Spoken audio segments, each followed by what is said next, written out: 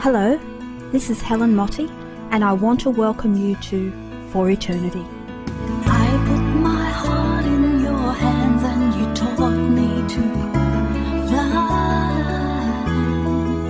Hebrews 13 verses 1 to 3 exhorts us to let brotherly love continue. Do not forget to entertain strangers, for by so doing some have unwittingly entertained angels. Remember the prisoners as if chained with them, those who are mistreated, since you yourselves are in the body also.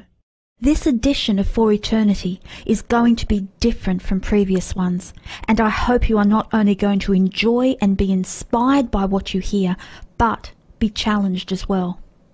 This week we are not going to visit a specific country where Christian believers endure hardship and injustice for practicing their faith. Our journey is going to be more of a global one, as we learn about fair trade and gain an insight into how God Himself sees the poor and the oppressed.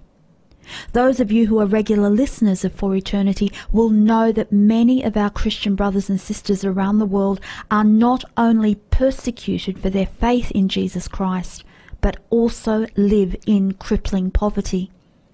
To be a Christian in countries such as Bangladesh, Pakistan, Syria, Laos, Iraq, Afghanistan is to be the untouchable of that culture and society. But imagine for a moment you are a woman whose husband has been murdered or imprisoned for his faith, and you must now battle to survive and provide for your children in a hostile and dangerous community. Or imagine you have leprosy, or are blind, or deaf, or disabled in some other way, and there will never be the chance for you to be educated or to be trained in skills which will enable you to earn an income for yourself and your family. Many of our Christian family are in exactly these circumstances, simply because of how and where they were born. There is no social security, no Centrelink payments, no family allowance or disability pension, as we have here in Australia. Corruption and injustice are the modus operandi of their town or village. Just surviving is the goal of each day. Does God care about poverty and injustice, especially as it affects the widowed and the orphaned? Do we care? Should we care? It may surprise you, as it did me several years ago, to discover that the Bible is full of references to the poor, the mistreated, and the vulnerable. The Old Testament is replete with clear and unambiguous instructions on how those who are less fortunate than ourselves should be treated, and also warnings of the consequences of ignoring these instructions. Let me read to you from Deuteronomy 24, beginning verse 10. When you make your neighbour a loan of any sort, you shall not go into his house to collect his pledge. You shall stand outside, and the man to whom you make the loan shall bring the pledge out to you. And if he is a poor man, you shall not sleep in his pledge. You shall restore to him the pledge as the sun sets, that he may sleep in his cloak and bless you. And it shall be righteousness for you before the Lord your God. You shall not oppress a hired worker who is poor and needy, whether he is one of your brothers or one of the sojourners who are in your land within your towns. You shall give him his wages on the same day before the sun sets, for he is poor and counts on it, lest he cry against you to the Lord, and you be guilty of sin. Fathers shall not be put to death because of their children, nor shall children be put to death because of their fathers. Each one shall be put to death for his own sin. You shall not pervert the justice due to the sojourner or to the fatherless, or take a widow's garment in pledge. But you shall remember that you were a slave in Egypt, and the Lord your God redeemed you from there. Therefore I command you to do this. When you reap your harvest in your field, and forget a sheep in the field, you shall not go back to get it.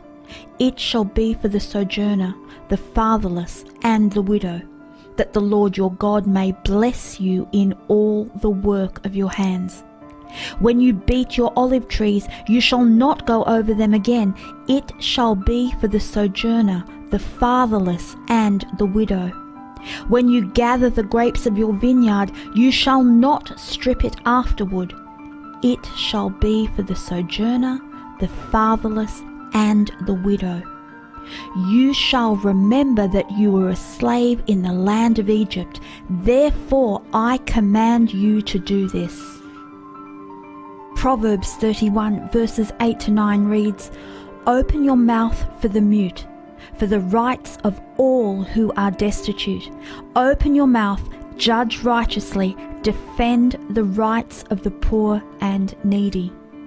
In the New Testament, in James chapter 1, we read in verses 22 to 27, But be doers of the word, and not hearers only, deceiving yourselves. For if anyone is a hearer of the word and not a doer, he is like a man who looks intently at his natural face in a mirror. For he looks at himself and goes away and at once forgets what he was like. But the one who looks into the perfect law, the law of liberty, and perseveres, being no hearer who forgets, but a doer who acts, he will be blessed in his doing. If anyone thinks he is religious and does not bridle his tongue, but deceives his heart, this person's religion is worthless.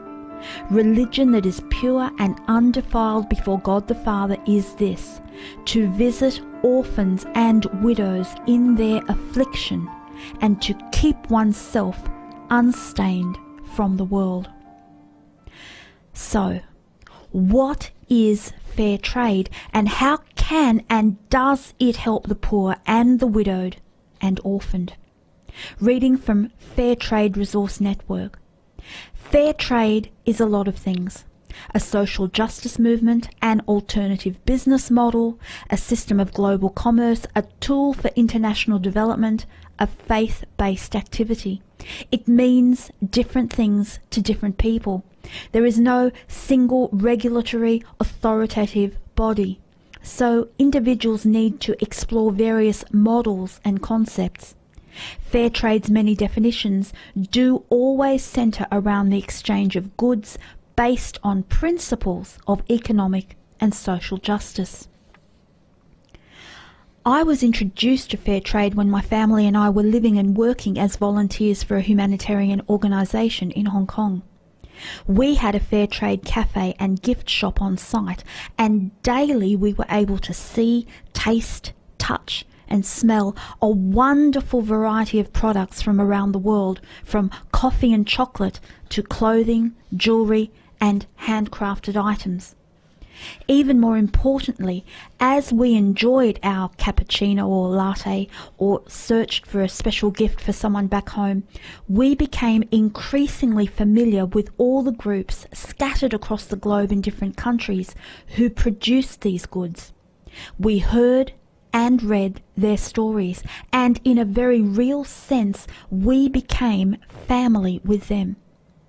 I knew that when I bought something from the gift shop or the cafe, I was consciously choosing to connect with men, women and young people who not only made quality products, but who were directly benefiting from my decision to buy this item. It was a very small thing to do, but many people doing many small things changes not only one person's life, but a family's and even a community's.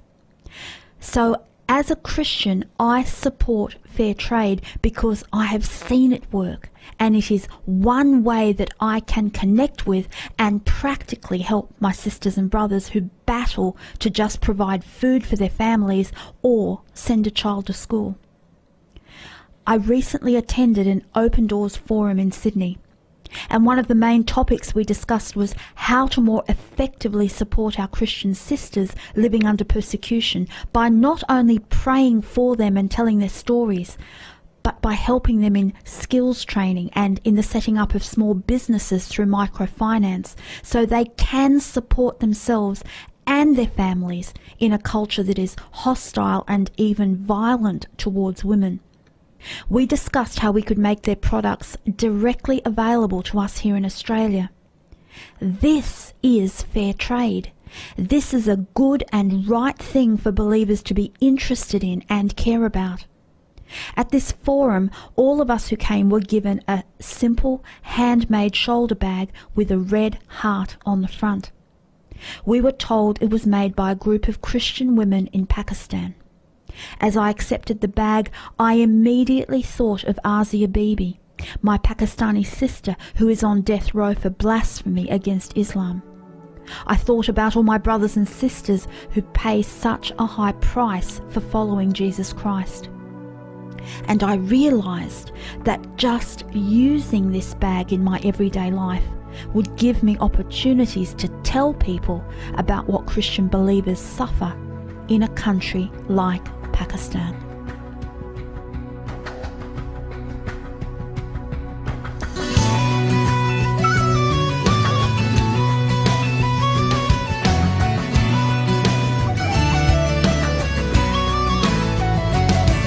To the paragraphs of prophets, in their fiery words and rhymes, in the pages of the patriarchs, we can read on every line of the kindness of commandments and of all he undertook. That before we called, he answered us in the pages of the book.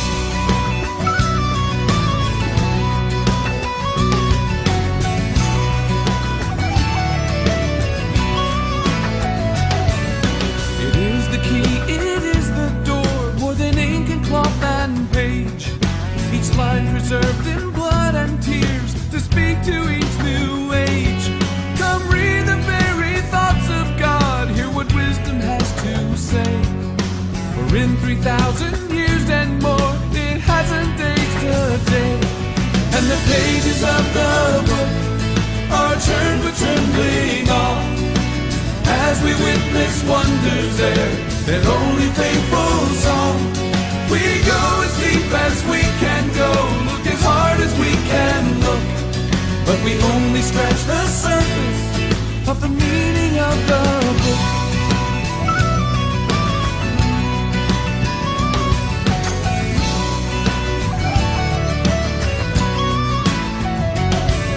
So open up your heart and soul to the call and the command. Hold a vast and priceless treasure in the palm of just one hand, and no true transformation as you take it up and look at the flesh and bone and blood of truth in the pages of the book.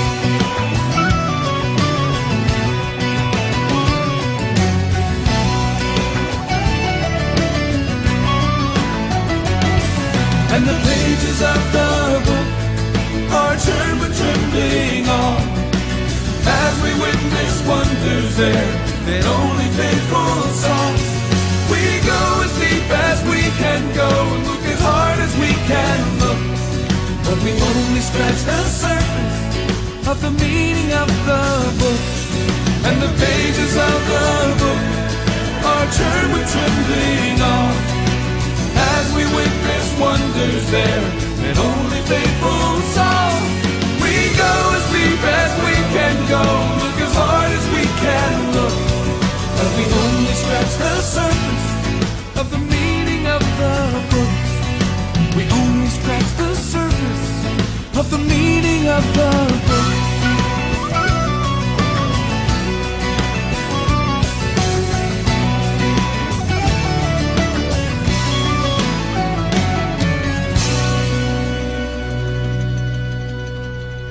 Let's listen now to an excerpt from Fair Trade, the Story by Austin Roasting Co.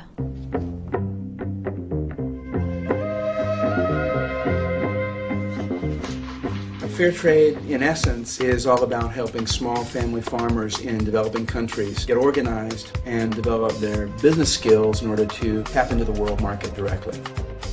When they sell direct, they can make 2, 3, even 4 times more. And of course, with more revenues, they're able to develop their communities, keep their kids in school, create scholarship programs, bring electric lighting to their villages for the first time. Fair trade isn't a product. Fair trade isn't a brand. Fair trade's a story.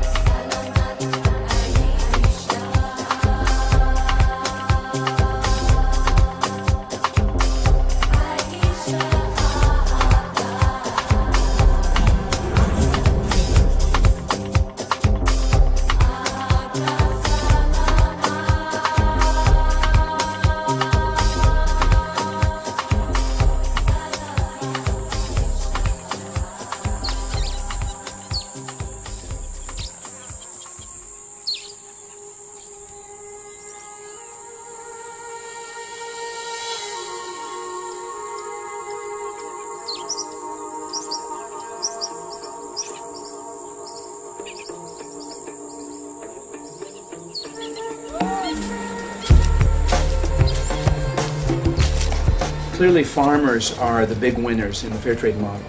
They're making more money. They're doing it in a way that really requires them to develop business skills, so they're becoming much more sustainable and independent. They're taking care of their land and their ecosystems much better, so they're leaving something behind for future generations. Our motto is based on empowerment of communities to take care of themselves, to take care of their ecosystems. It's a market linkage model, essentially recreating what you might think of as a farmer's market gone global.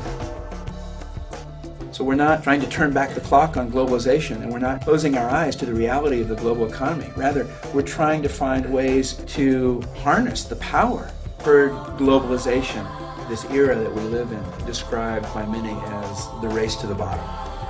And what that means is U.S. companies have gone overseas looking for the cheapest labor they could find and the lowest environmental standards that they can get away with. Farmers and workers in the developing world have been on the bad end of that logic. In globalization, the interests of farmers and companies are kind of at odds.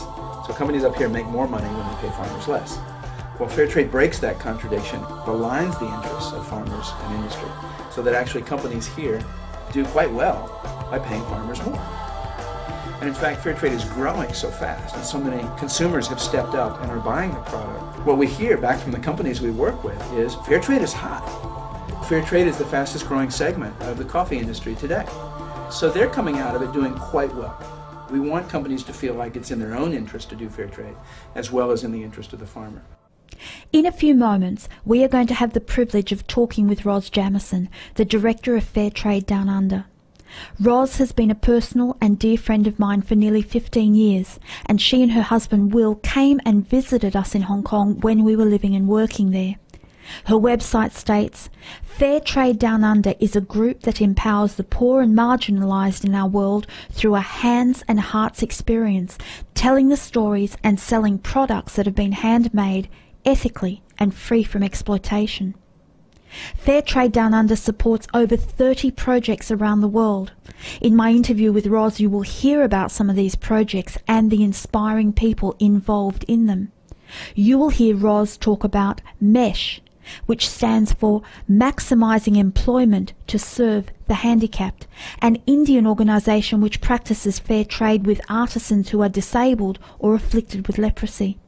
You will learn about Eden Ministry, which serves to free and transform the lives of women trapped in prostitution across Asia. And you will hear how deaf people in China are being trained and employed through the Ministry of Hearts and Hands.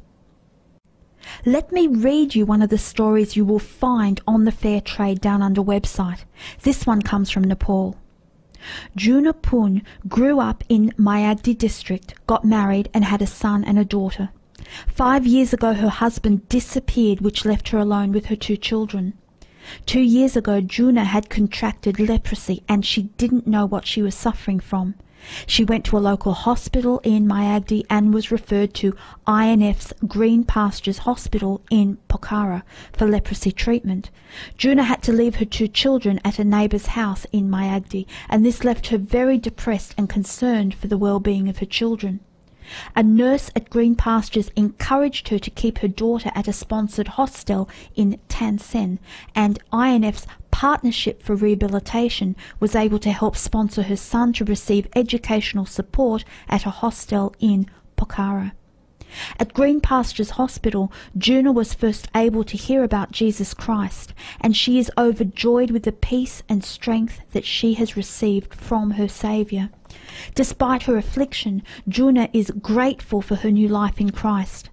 During her recovery at Green Pastures Hospital, Juna was able to receive handicraft training at Partnership for Rehabilitation and has specialised in loom weaving.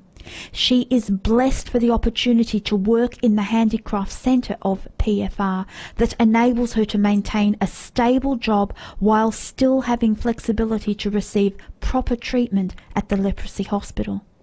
Juna is always happy to see her handicrafts being enjoyed all over the world and appreciates all the support everyone has provided PFR. Please pray for Juna as she continues to battle her disease and work to support herself and her children. Isn't this visiting orphans and widows in their affliction? To share the gospel with them and to provide for their physical and emotional needs, to demonstrate in the most tangible and practical ways that they are not forgotten, that they are loved by God, and that their lives have meaning and purpose.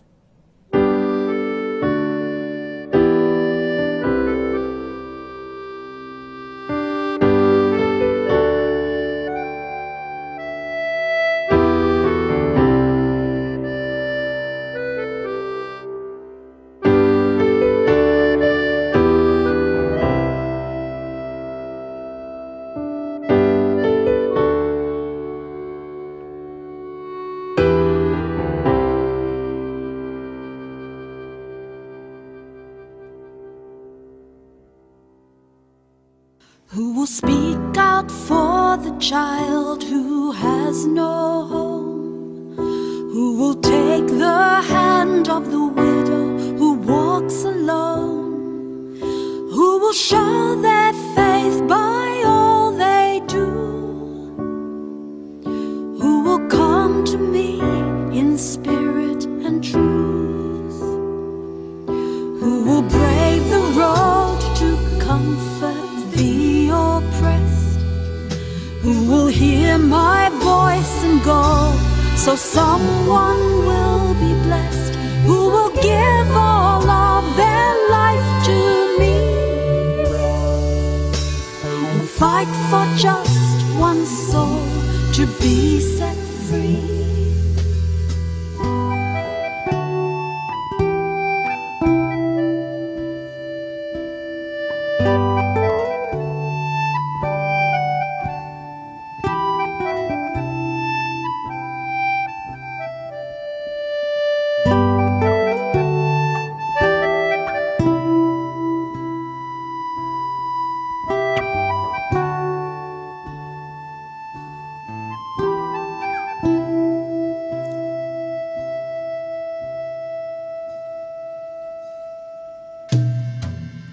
Who will be my voice for the refugee?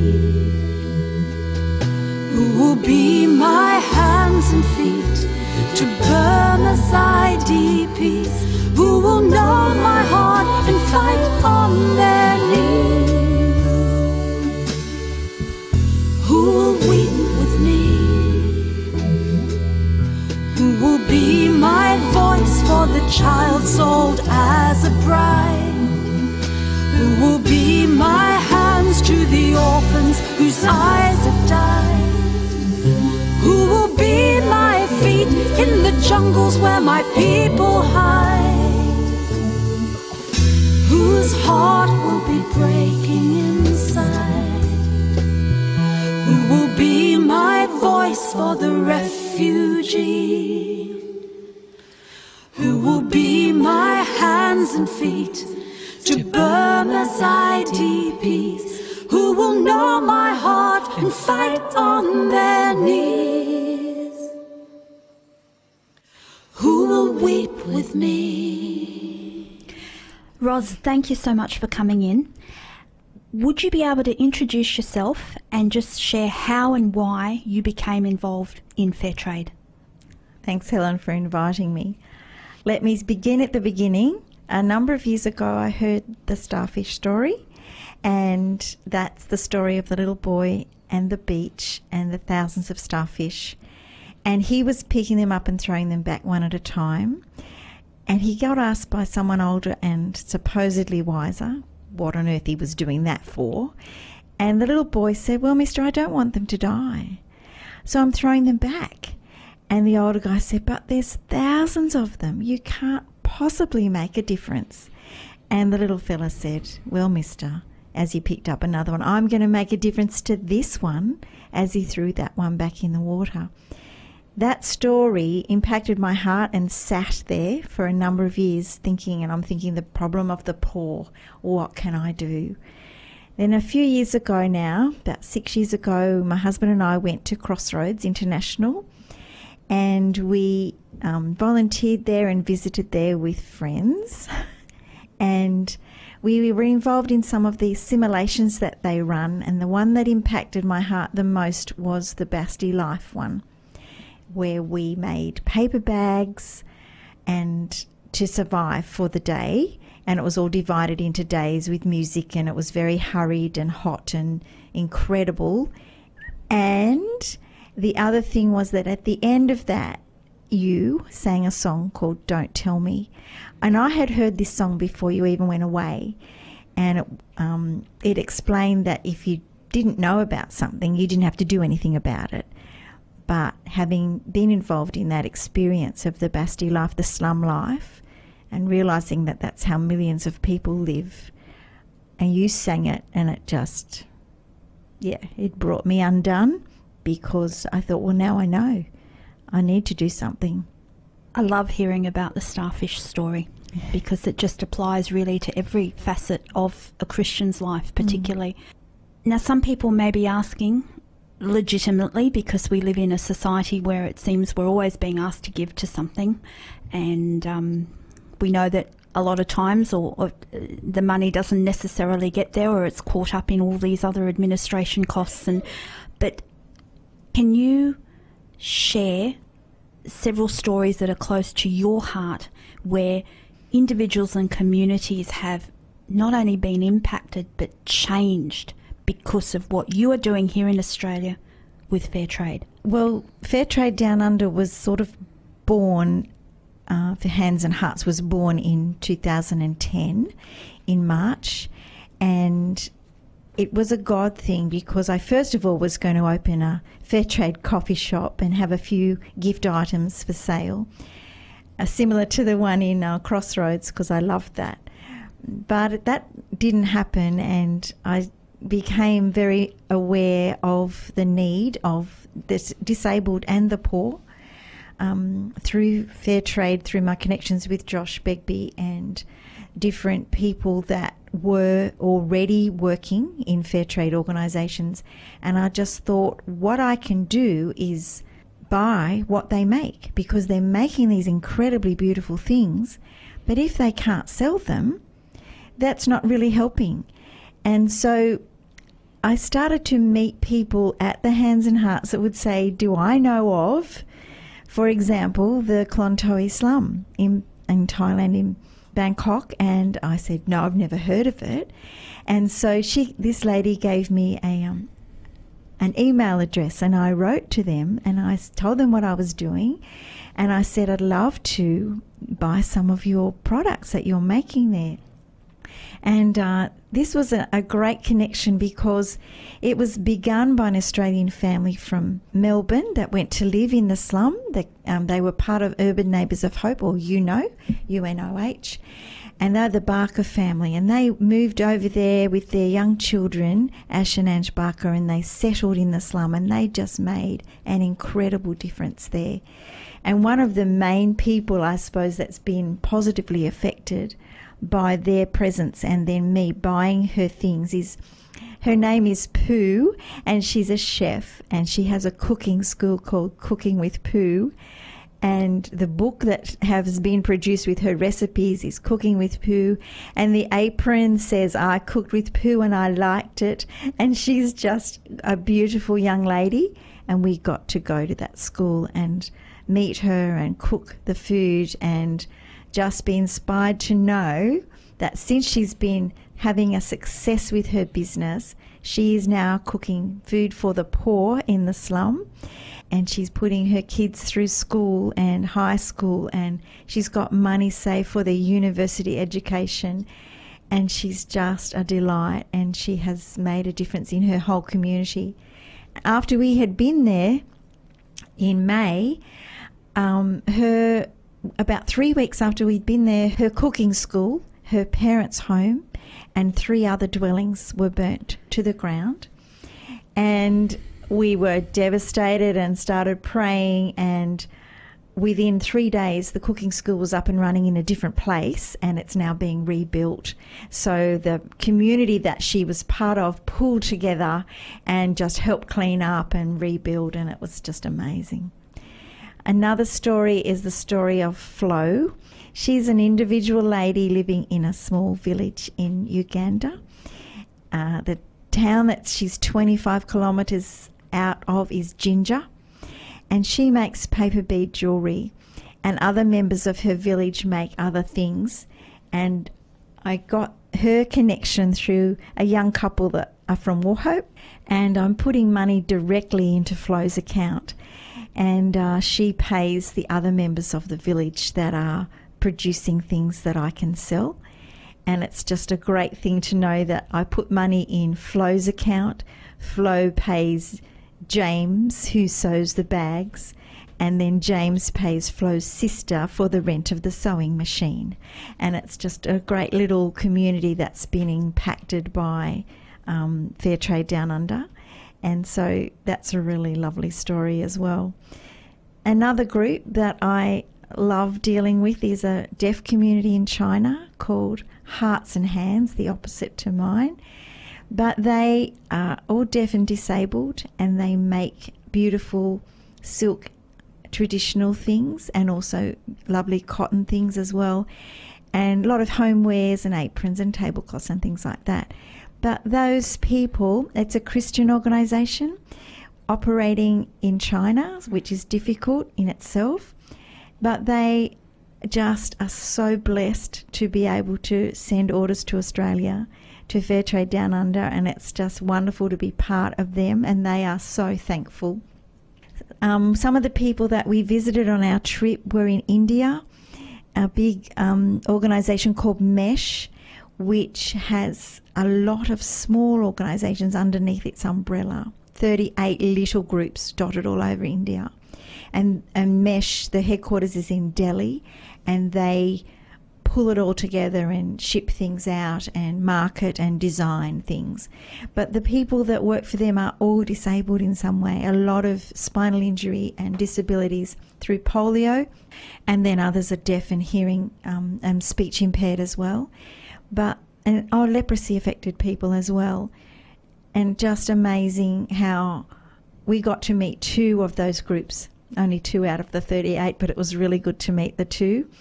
And they were weavers and tatting people, ladies that do tatting. And it was just wonderful to meet them and see where they work and see the quality and some of the equipment that they have to use to produce these amazingly beautiful things. Roz, thank you for sharing that. It made me think, as you were describing the people that you deal with directly, I was thinking of the picture that you think you're picking up one starfish and throwing it back, but actually the ripple effect of what you are doing and the ramifications into the families and the communities of these people, you're throwing back one starfish, you think, but actually you're probably throwing back dozens, and then that just continues to multiply. Because For Eternity focuses particularly on our brothers and sisters who are living under some form of persecution, whether it's extreme as in North Korea or maybe less in other countries where it's difficult but it's maybe not life-threatening.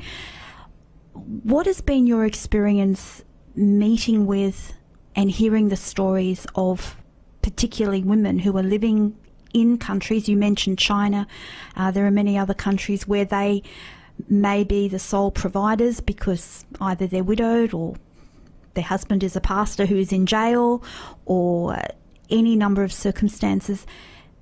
Can you share anything there as far as how important fair trade and what you are doing is actually helping them to support their families?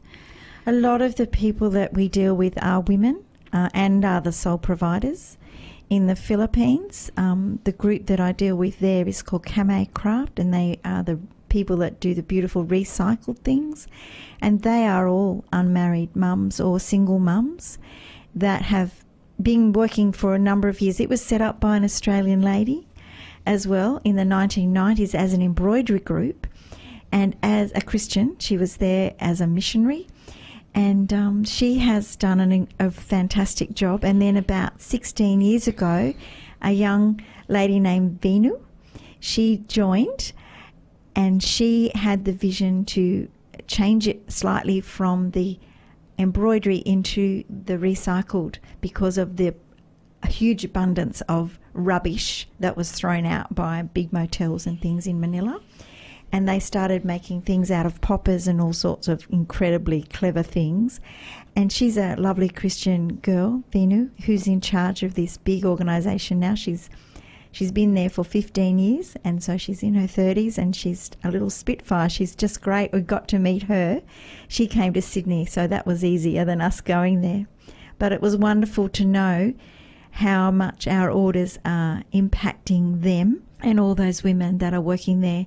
They have microfinance organisations in their cooperative. It's a cooperative of women, and they have helped so many and each other with health issues and health program and education for their children and all sorts of things, employment. And yeah, it's just incredible what they've done. With the China connection, Eden Ministries is also situated in Kunming. It's another Christian organisation that deals specifically with girls that were in the red light district.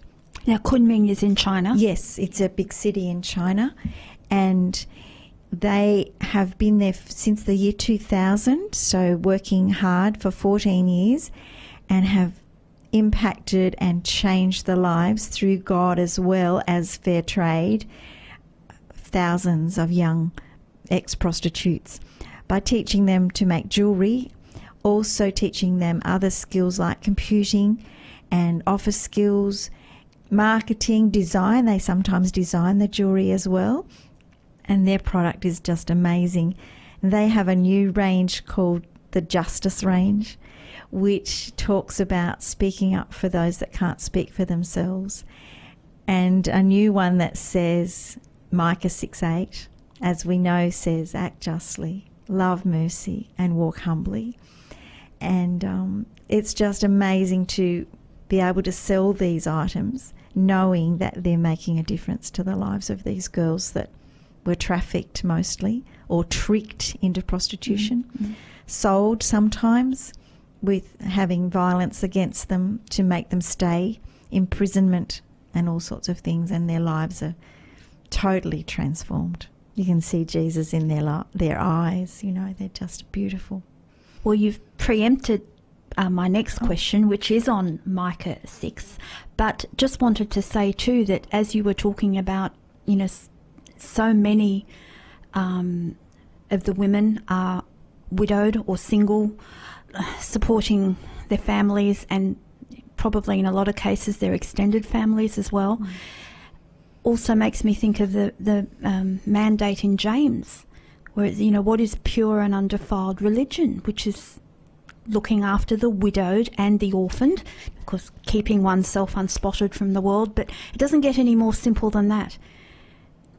And in so many cases, when we look at our Christian brothers and sisters, many of the women are widowed, many of the children are orphaned. We have a responsibility here to do something, and we don't have any excuse, I believe. So, Ros, you've quoted Micah 6, what does the Lord require of you? my question was, how does that scripture resonate for you in your daily involvement with these individuals and communities who are living in circumstances that are not fair or just, politically, economically, socially, where the practicing of their faith is restricted or even prohibited? So as you're going about your daily life here in Australia, where we are so blessed, how does the mandate of that scripture motivate you in what you are doing every day? It does. It just does, because I believe that we all are required to do those three things: to act justly, and to act justly can mean doing something. Doesn't have to be involved in fair trade, but it can be involved in something that is helping the widows and the orphans, to love mercy, and to actually be involved by being merciful and thinking outside of our comfort zone, and to walk humbly. And that is just a wonderful relationship with God, to be humbly in his presence and doing what I can do to help the poor. I have heard some Christians say over the years, even to me, when we've talked about various perhaps more controversial topics within the Christian faith, and it seems that one hears fairly often from another Christian, yes, but I'm not called to do that, or, well, that's not really for me. Now, I've heard that said, and understanding that we're not here to make any judgments, but do you believe that all believing Christians are called to do justice in whatever circumstance, and to speak out for those who are not able to speak for themselves? Or is it just the prerogative of the privileged few who happen to sense that God is calling them to do this? I don't think so, but then I don't know where people are at in their heart. But for me, it is definitely something that I want to do. And I would encourage other people to look at that verse and see how they can apply it to their own life in some way, whether it be through sponsoring a child, or buying a tear gift, or looking online for how can I help something, Dr. Hamlin, fistula. Well, there's so much need out there. There's so many starfish that need to be rescued. So pick one that might be up your alley and get involved. So, Ros, would you encourage people listening that if they were able to even consider doing a trip to places such as you've mentioned, to meet their brothers and sisters who are making these beautiful products, who are using incredible ingenuity and innovativeness to make things that then come to a country like Australia and are bought by people here? I don't know that you need to go. I didn't go until this year, so I was doing the buying and marvelling at their skill and the quality and the variety of what they make it out of and what is made without going. And people said to me, do you go on buying trips? And I said, no, I haven't been yet. I want to go. I want to go and meet them, not actually go on a buying trip, but I want to meet some people. And God made that possible earlier this year. And that was just wonderful. I would love to go again to a different place next time. I don't know that it's necessary for everybody to go, but to pray, yes, and to be a little bit more aware of what is going on and who makes the items that are in our shops. Most of them you will find are made by slaves, which is really sad, and people that are exploited and work in terrible conditions. Children that are in Uzbekistan are taken out of school to pick the cotton that is turned into our $5 T-shirts. I mean, you can't really think that a $5 T-shirt's been made by someone who's paid properly. And so it's difficult, but it's just an awareness thing of being, well, I wonder what's behind the label, what's behind the barcode, who has actually made this thing that I'm about to wear on my person. So encourage people to just educate yourself and find out more about where things have come from. So, Ros, how many groups are you buying from at this point in time? Buying from 32 groups in 13 different countries. So, and some of those groups, like Mesh in India, have 38 groups underneath their umbrella. So it's actually quite a huge endeavour. And our house in Warhope is kind of full of beautiful things in crates and boxes, and we take a carload to someone's office or school or church or ladies group and tell the stories. Yeah. Can you just describe just some of your, maybe this is a impossible question to answer, but just some of your favourite items that you have? Are there any particular favourites? Well, I love what I'm wearing today, which is the Eden Speak Up necklace, which has the verse on it from Proverbs 31:8. It's written on this necklace that I'm wearing. Speak up for those who can't speak for themselves. Ensure justice for those being crushed. Yes, speak up for the poor and helpless and see that they get justice. So I love that one, and I wear that, and I wear the Flow paper bead jewellery as well. I love that. I have a bag that I love with music on it. We sent music to the Philippines, to Camo Craft, and they made that. So things that I use myself, I've got cushions from Lao in my lounge room that have been hand appliqued, and they're just stunning. Yeah, so there's many things that I like a lot. I love the toys. I love the toys from Hearts and Hands in China in Kunming. The deaf girls have made beautiful little velvet rabbits, and I love those, and a lot of the other mesh toys are just amazing. I have lots of... I'd buy it all. Well, I do buy it all, actually. So. Ros, just to finish off, and you've sort of answered this question, but I'll ask it again anyway. How can someone find out more about fair trade and perhaps even become involved in some way to support fair trade in this country and obviously around the world? Well, fair trade, there's two different words. There's the fair trade one word, which is on coffee and tea and chocolate and cotton, because they're grown from the ground or consumed. And so they have the stamp. So if you see coffee in the shop or chocolate in the shop with the little blue and green stamp on it that says, and it's fair trade one word, you know that that has been produced without any slave labour, and you can be assured of its quality. And fair trade two words, which is what Fair Trade Down Under is, and lots of other organisations and associations, are to do with the 10 fair trade principles set out by the World Fair Trade Organisation.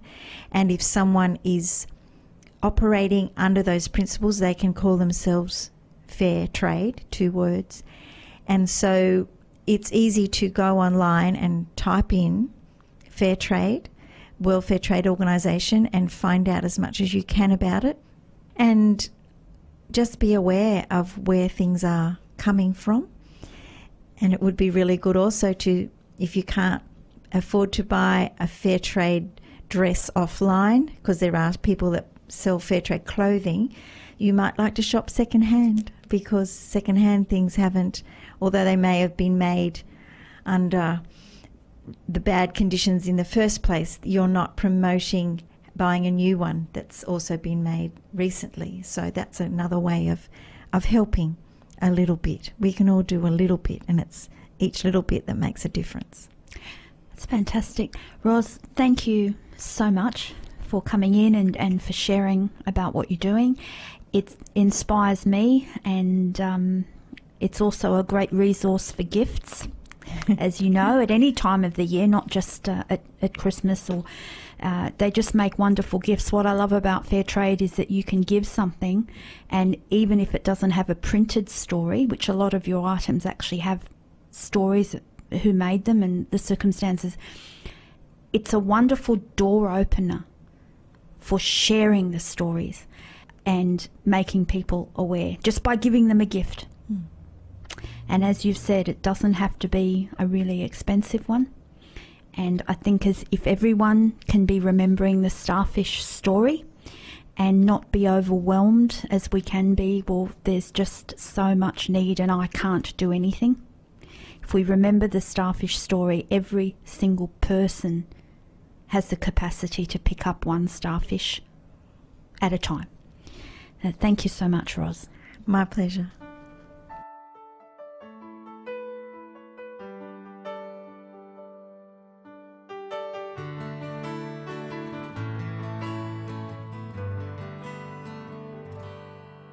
She reclines on her success and breathes in the harbour views, glances through the paper so she can discuss the news. And the world's in trouble everywhere, but she knows she can't afford to care. She says, don't tell me about the Burma refugees, just let me enjoy the harbour breeze. Don't tell me about the orphan babies in Chiang Mai, it's too nice a day for me to cry. Don't want to know what's going on in Afghanistan. I'm a woman in Australia, I'll never meet the Taliban. And life is good for me, I don't want to hear, I don't want to see.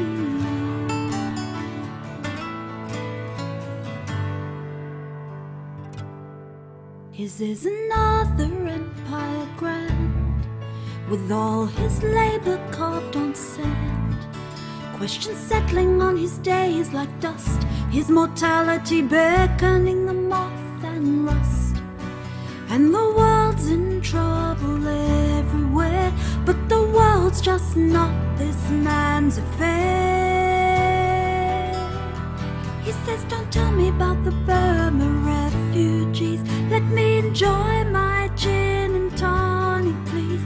Don't tell me about Manila and the street kids' eyes, 'cause all that's on my mind is the next pay rise. Don't wanna know what's going on in Afghanistan, I thank God I'll never meet the Taliban.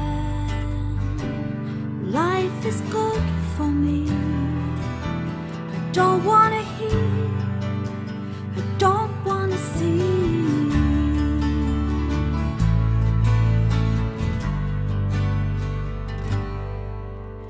This life's been good to me, and the years their tale have spun.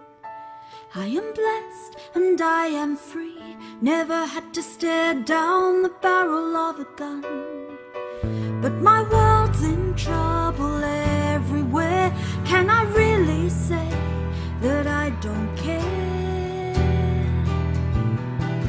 'Cause now I've met the Burma refugees, I need to do more than get on my knees. I've held an orphan baby in Chiang Mai and walked away, trying not to cry. CNN took me to Afghanistan, I saw it through the eyes of the Taliban. My life is asking me, do you want to hear, do you want to see? Don't tell me about the Burma refugees, just let me enjoy the harbour breeze. Don't tell me about the orphan babies in Chiang Mai, it's too nice a day for me to cry. Don't want to know what's going on in Afghanistan, I'm a woman in Australia, I'll never meet the Taliban. Life is good for me, I don't want to hear, I don't want to see. Don't tell me about the Burma refugees, just let me enjoy the harbour breeze. Don't tell me about the orphan babies in Chiang Mai, it's too nice a day for me to cry. Don't want to know what's going on in Afghanistan, I'm a woman in Australia, I'll never meet the Taliban.